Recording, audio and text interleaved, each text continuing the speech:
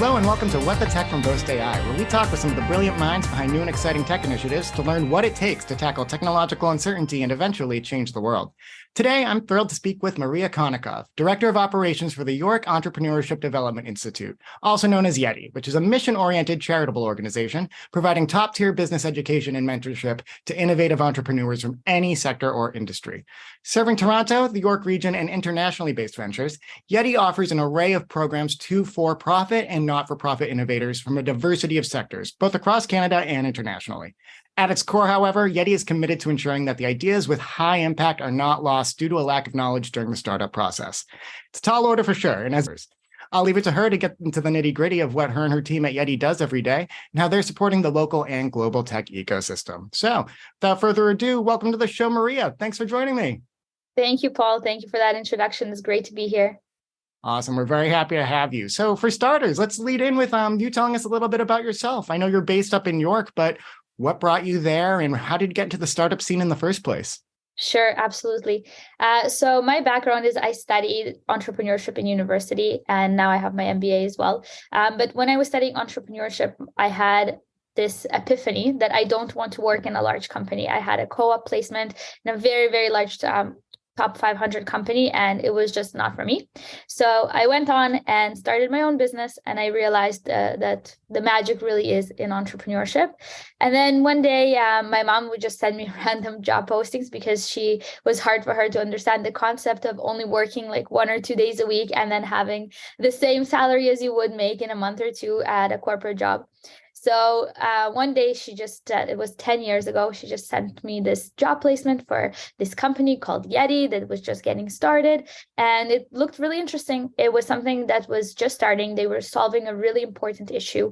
Back when they started, there was really no other incubator offering this sector agnostic support to entrepreneurs in York region and just in Ontario in general.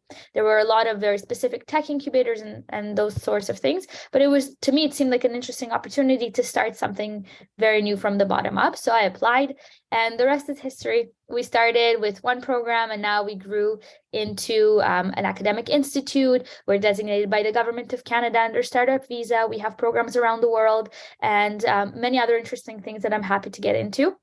But that's how I personally got into it. And yes, we do have our main location is in North York, here in Toronto, North York. We have another office in York region, and then we're building our business acceleration campus in Israel and a few other remote locations around the world. That is amazing. A truly, truly global footprint that you guys have built so far over there. I love that sentiment that you had when you were talking about what you wanted for your career and how the big company placement, it just wasn't for you. That was something that I can relate to. I think everyone at Boast can really relate to that too. We share that mentality. We are entrepreneurs at heart, I think, in that we're hungry and we don't want to just be clocking in, clocking out. We want to make sure that we're actually driving some impact and we're doing fun things. And we don't want to be bored. Not that I think boredom happens in big companies, but it's so much more exciting when you're kind of saddled up with that entrepreneur side. Yeah, absolutely. When there's something new happening every day and no 2 days are the same. So that's really where the excitement is. And definitely, like you said, knowing that you're moving something forward and making a real impact.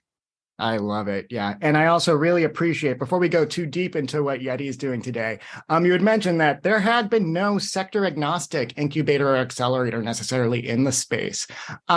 Personally, did you want to maybe play a hand in a specific sector or industry, or was it just kind of like the sky's the limit in terms of let's just drive innovation? Right. So before I started working at YEDI, I didn't really have a strong familiarity with what incubators and accelerators are. It was not as prevalent as it is today, and there was not as much awareness of it. So to me, I knew that there were tech accelerators and incubators like Mars and Venture Lab and things like that. And then when I came to YEDI, and the founder, Dr. Marat shared with me his vision and why it's important to be sector agnostic and how everyone, regardless of which industry they're in, the principles and the basics are the same across the board. And if you get those down, then having many sectors in one cohort will only benefit you because you're going to learn from each other, you're going to work with each other, and it's really going to help you grow. Actually, funny, it's like not funny, but interesting how it started was that we had both for-profit and not-for-profit ventures in the same cohort, which was really something that no one has ever done before. And the reason for that is because Dr. Essen saw that the for-profit companies oftentimes were focused on the profit, especially when they were just getting started. So having the nonprofit socially minded ventures in the group would teach them to have more of a social mission and to have something beyond the profit as their mission going forward. Whereas the nonprofit founders and companies have a big heart and a big passion for helping people and for what they do, but oftentimes they don't have the business acumen. So what happens is they rely strongly on donors and grants, and they end up falling short of achieving their mission. So it was really useful to have them both in the same group, and some of them ended up collaborating together and creating something brand new, which was really phenomenal. Oh, that's a winning recipe right there, honestly. And I love also that for the not-for-profit too. I think for a for-profit company to have that success long-term, they need that social mission. They need to have more than just profits behind them, and getting exposure to people who are passionate directly within that not-for-profit realm. Beautiful. That is fantastic. It's a long-term recipe again. Right. And you started talking about this, but digging into YEDI a little bit more. I know that you spoke a little bit to the Genesis story, more or less, but tell me more about the founders, what the original goals were, and just what the trajectory has been since you started. Absolutely. So it's a really interesting story. Dr. Essen, he lived his entire life in Moscow, and he was a successful businessman. He had many companies, and his specialty was rehabilitating businesses. So what he would do is he would go into a business that's struggling, rework the business model, and then reconfigure it, make it a profitable business, sell it off, and keep going. So his expertise was in rehabilitating businesses and in real estate. And then he decided to immigrate to Canada with his family. He came to Canada, and then he was approached by BDC, since they knew he had this strong business acumen and experience. They said, can you mentor some of our applicants? We want to give them the loan. We want to invest in them, but they're not ready. They're about 85% ready, and we want you to help them get to 100%. So he said, yes, absolutely. He would take on 1, 2, 5 companies. And then he realized that his impact is just limited. He's one person. So he came up with this. He thought, what can he do to help more people, more entrepreneurs? And he started looking more into it, saw that there's a need, and then spoke to colleagues. And that's how YEDI got started. So YEDI got started, in 2013, and we had our first partnership was with the Schulich Executive Education Center, the Schulich School of Business. That's where we launched our first incubator program, and we worked together for many years after that, and that's how YEDI got started. And since then, we now have specific streams for for-profit ventures that are innovative. We have not-for-profit, we have international programs. We have an academic diploma, which is a full 1-year accredited program.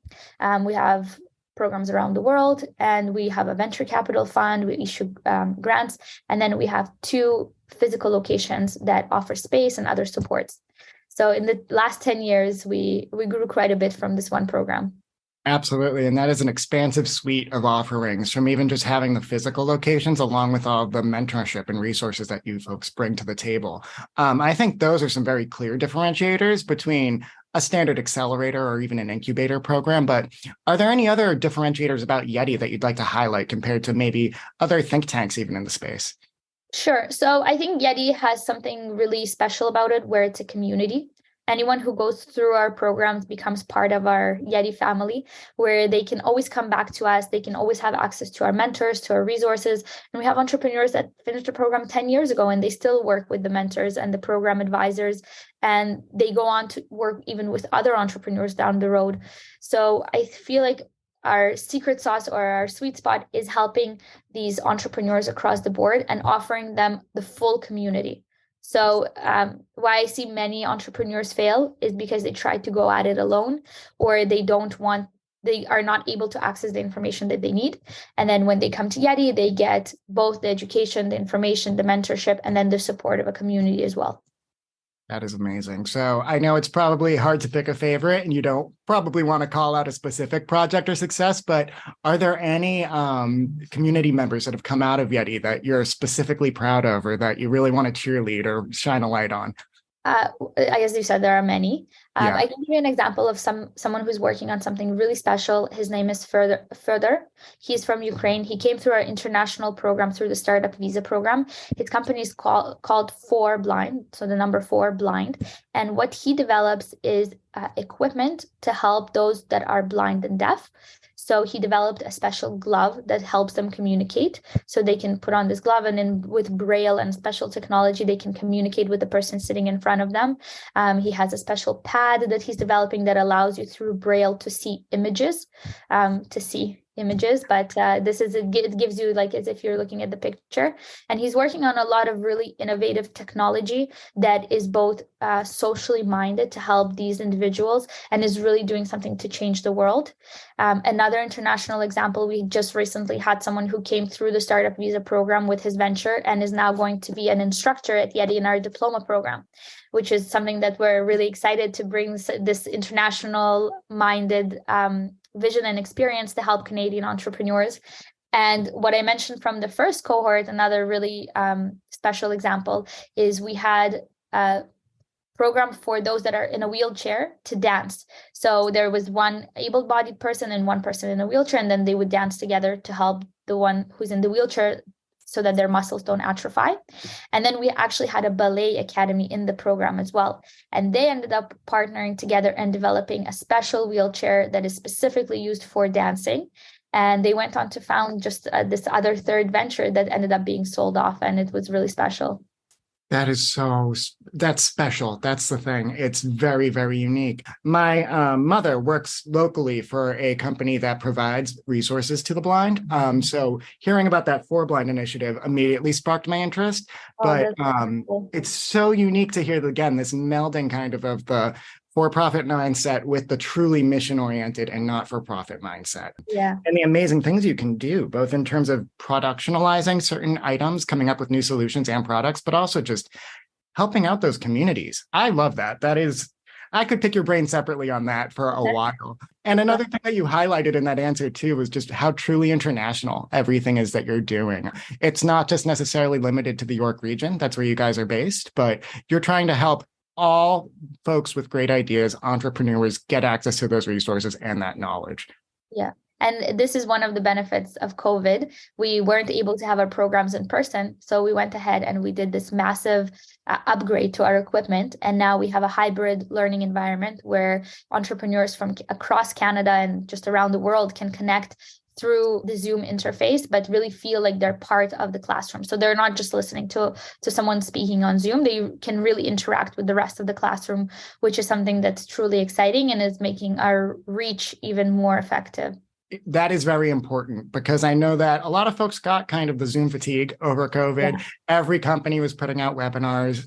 It was a struggle to really get those communities to feel like they were in the community still when we were miles apart in many instances. Absolutely. So yeah, creating that actual virtual classroom, like you said, it's a true hybrid experience. That's incredible. And that's something that you really, really need, especially because it can feel hopeless when you're going it alone, but you really believe in what you're doing.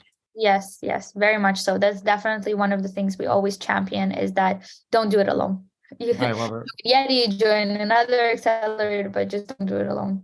I love it. Yeah. So now talking about the community and talking about partners in the community, I know that YEDI does work with, as you had mentioned, other institutes and also just other thought leaders in the space to bring these resources to those startups and to those entrepreneurs. Could you talk to me about how you bring that community together a little bit, both as the companies that you're helping and also those thought leaders who are helping build the actual programs with you? Sure. So the interesting thing about successful entrepreneurs is that they were once a startup and they know the struggle of being a startup and going at it and every day in and out. So when they do get successful, one of the first things they want to do is to give back. So we have a long list of mentors that are subject matter experts in their field, and they reach out to us and they say, please connect us with entrepreneurs. We want to help them. And if for some reason we don't connect them with enough entrepreneurs, they follow up and they say, hey, what's going on? Do you have a program going on. I want to speak with an entrepreneur. So that's one way. We have these subject matter experts and we reach out to them whenever someone needs a mentor. We also try to have ongoing networking events on a monthly basis where we gather the entire community, not just the students, but the alumni and the general community. And we try to bring as many interesting speakers and topics to really bring value to the community and to what they're doing. And we have ongoing social media. We try to keep in touch as much as possible with our community to engage them so that it's not just one-sided, we're pumping out information at them, but we really want to create a dialogue. Creating a dialogue that is actually being in a community, having people you can talk to and having there be very little barrier to entry, which I think is something that you guys facilitate in a wonderful way. What are some of the plans for the future? Obviously, we're coming out of the pandemic, so I'm sure in person is a lot. I know I met some of your team at Collision Conference, actually, and we were very, very impressed with the show that you guys had on the floor there. But what's on deck for the next year, maybe, for you folks? Sure. So we have some exciting things that we're working on. We're in the process of applying to get our MBA certification. So we're really hoping to provide an MBA program for entrepreneurs. So that's something that's in the pipeline. We're working on it. We'll see. Hopefully it will happen this year or maybe next year, but with something that we're actively working on. We're continuing our international work. So as I mentioned, we're building, the shovels are in the ground and our business acceleration campus is being built in Israel, which is really exciting as it's an opportunity to provide an international soft landing opportunity and to have our flagship location there, to have access to everyone from the region can access it as a Canadian facility.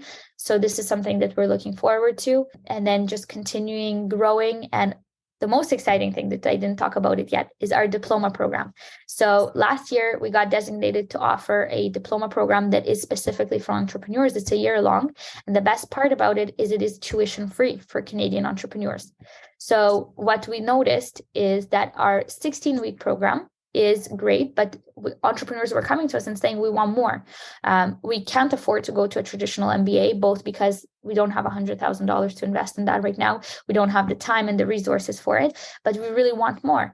And similar to when YEDI got started, we realized that our resources are limited in terms of taking these companies on and helping them so closely. So we knew that we need to develop a broader and deeper program, which is where this diploma program was created. And we're wrapping up the first batch of students right now. So they'll be graduating in September, and we're having our next cohort start in September again. So it's really exciting because it is tuition free, it's accessible to entrepreneurs, and the entire program was created and curated for what an entrepreneur needs. So when you apply to the program, you apply with your business or your business idea, and every week, all the assignments, all the courses, everything is focused on your business. So no fluff, no filler courses, just direct information for your business. And at the end, you walk out with a solid business plan, access to mentors, and really much further along than you were when you started. That's amazing. And it's fully tuition free. And it is, again, no fluff, no filler. You're getting to the heart of the problem and making sure that the startups have what they need to take off. Right. Exactly. So again, it's tuition free, and then you just pay a deposit. And if you maintain an 80% average, the deposit is returned right back to you at the end of the year. And that's it. That's fantastic. Okay. So now broadening it out a bit, let's talk about the state of startups in general. What's your take on the state of startups in general today? Any tips for founders out there about, I guess, the current markets, whether it's for VCs or whether it's just for finding the access to support that you need to actually have the knowledge base to bring your startup off the ground? It's a broad question, but I'd love to know your take. I love that there's so much more access to information nowadays. I think 10 years ago, this information was a bit, you kind of had to know someone or to go to a program and things like that. And now this information is so freely available out there that if you really want to start something, it's all available to you. And most of it is available for free. So you can get started on your own and have a lot of the basics covered. And then access to mentors and access to advisors, access to coaches is also something that is so available, especially in Canada right now. Organizations like ours, like YEDI, where you can apply to the program, attend for free, have access to all these mentors and really guide you and work with you to help you be successful. And lastly, there's a lot of opportunity from the government itself for funding. So any really excuse that someone would have before that I want to start something, but I don't have the knowledge, I don't have the community, I don't have the funding, all of those are out of your way. Your barriers are very limited. And if you don't stand in your own way, this is what you need. You have everything you need to succeed. I think Absolutely. that's the state of the industry right now. Absolutely. Yeah. And I love that you did bring it back to funding, because Canada offers so much in the way of innovation funding. If you're an R&D centric organization at any stage, there's money on the table for you to take. Canada is in the business of supporting its startup community and really making sure it can thrive.